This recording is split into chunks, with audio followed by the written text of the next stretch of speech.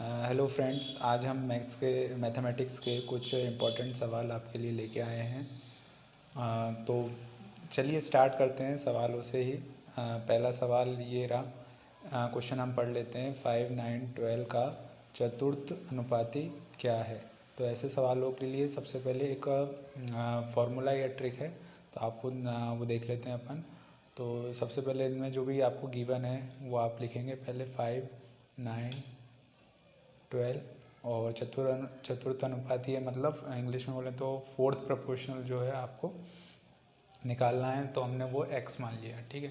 तो इसका मल्टीप्लाई आप इसमें करेंगे और इसका मल्टीप्लाई आप इसमें करेंगे, ठीक है। तो 5 इंटू में x इज इक्वल टू में हम लिखेंगे 12 इंटू में 9। इसका मल्टीप्लाई इसमें, इसका मल्टीप्लाई इसमें। बस अब आप सिंपल से काट लीजिए इसको। तो इसको आप 5 से काट लीजिए।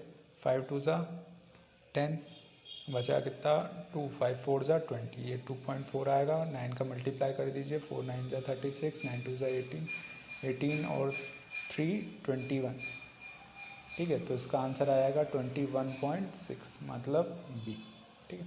बहुत ही ईजी क्वेश्चन था। अगला क्वेश्चन देखते हैं। क्वेश्चन पढ़ लेते हैं। शुरू की 30 प्राकृतिक संख्याओं का औसतन ज्ञात कीजिए। ये एवरेज का क्वेश्चन है, ठीक है। तो ऐसे क्वेश्चन में सबसे पहले एक ट्रिक लगती है, वो ट्रिक देख लेते हैं हम। तो इसमें जो शुरू की 30 प्राकृतिक संख्या है ना, तो ये स्टार्ट होगी 1 to लेके 30 तक। शुरू की 30 प्राकृतिक संख्याएँ यही होती हैं। तो फॉर्मूला लगता है a+b/2। यहाँ पर a जो है वो हमारा फर्स्ट पोजीशन में, और जो लास्ट b है जो वो है वो हमारा लास्ट है पोजीशन पे रखना है, ठीक है। तो एवरेज निकालना है आपको या औसत निकालना है, तो आप 1 प्लस फर्स्ट पोजीशन वाला लास्ट 30 था हमारा डिवाइडेड बाय 2, तो ये जाएगा 31 डिवाइडेड बाय 2। तो इसको आप डिवाइड करेंगे तो यह जाएगा 15.5। तो ये तो आ गया आपका एवरेज। अगर इसी क्वेश्चन में वो पूछ ले कि ये टोटल कितना था 1 to लेके 30 प्राकृतिक संख्याओं का, तो इसी में एवरेज में ही अगर आप नंबर ऑफ़ टर्म्स या कितनी संख्याएं थी, टोटल संख्याएं कितनी है 30, तो अगर आप 30 का मल्टीप्लाई इसमें कर देंगे तो आपको टोटल नंबर ऑफ़, मतलब इन संख्याओं का कितना टोटल था वो आपको मिल जाएगा। तो 30 का मल्टीप्लाई कर देंगे। 5 3 ज़ा 15, 5 3 ज़ा 15 प्लस 1 16, 3 1 ज़ा 3 4, और ये ज़ीरो आएगा बट यहाँ पर पॉइंट लगा है तो ये पॉइंट, मतलब 465 ये टोटल नंबर ऑफ़ टर्म्स का, जितना भी 1 to लेकर 30 का जितनी भी नंबर ऑफ़ टर्म्स है उन सब का टोटल कितना आएगा 465, और एवरेज आएगा आपका 15.5, मतलब सी वाला आंसर, ठीक है। आई होप ये आपको समझ में आ रहा होगा, ठीक है। देखिए ऐसे सवाल एग्ज़ाम में बहुत आते हैं और लोगों को हड़बड़ी में बनते नहीं हैं, तो ध्यान से पहले क्वेश्चन को पढ़िएगा फिर करेंगे, ठीक है।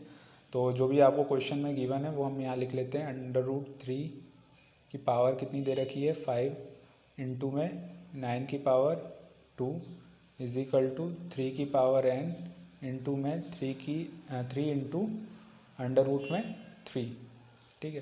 तो अंडर रूट का मतलब आप जैसे ये अंडर रूट है तो आप इसको इस तरह से भी लिख सकते हैं 1/2, 3 की पावर 1/2, ठीक है।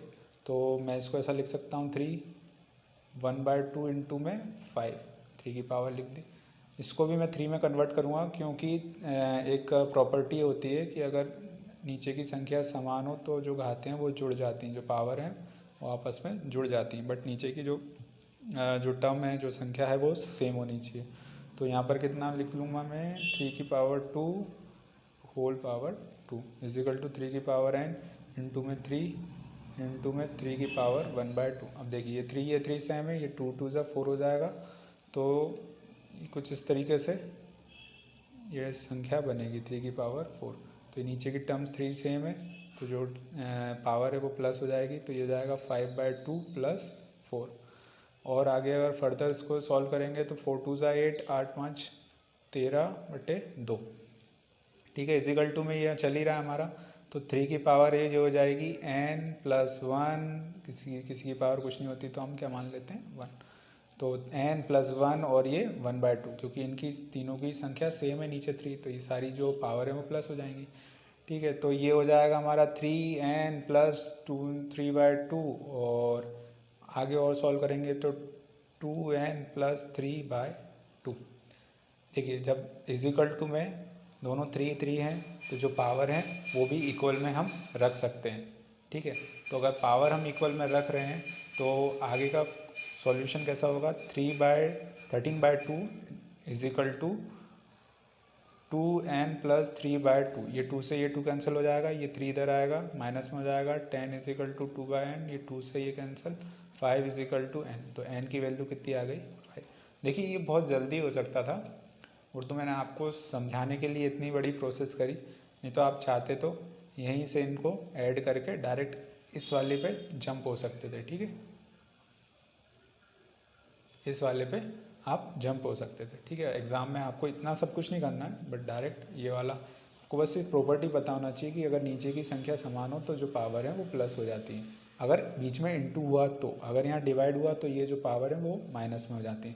तो अभी आंसर कितना आ रहा है, 5। ठीक है, आई होप ये समझ में आया होगा।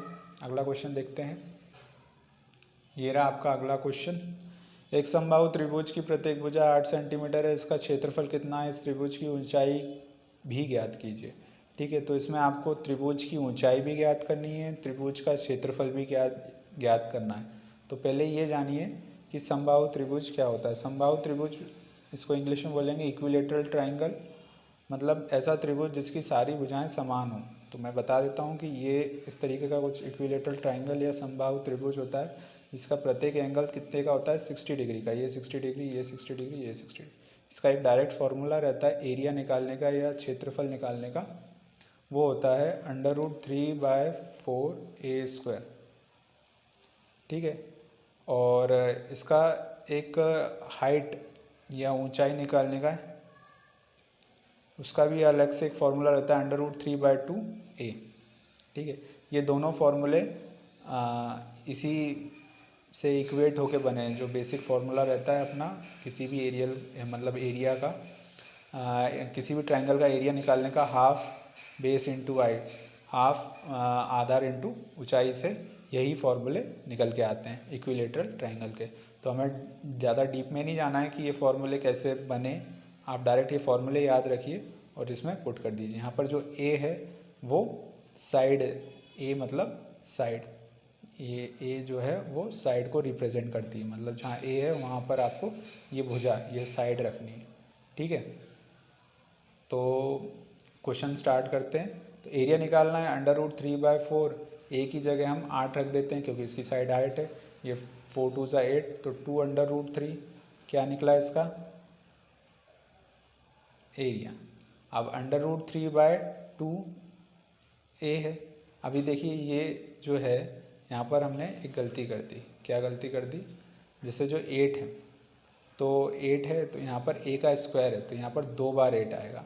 ठीक है, ए का स्क्वायर हो जाता, तो 4 2 ज़ा 8, 8 2 ज़ा 16, तो √3/16 एरिया आता। ठीक है, ये नहीं आएगा। ठीक है, 2√3 नहीं आएगा क्योंकि यहाँ ए का स्क्वायर है। ठीक है, ध्यान रखिएगा इस चीज़ को। हाइट निकाल लेते हैं, ऊंचाई निकाल लेते हैं इक्विलेटरल ट्रायंगल या समबाहु त्रिभुज की। √3/2a, √3/2a, यहाँ a की जगह आप क्या रख देंगे 8, तो 2 4 ज़ा 8, तो 4√3 इसकी हाइट आ जाएगी। ठीक है, आई होप ये समझ में आ रहा होगा आपको।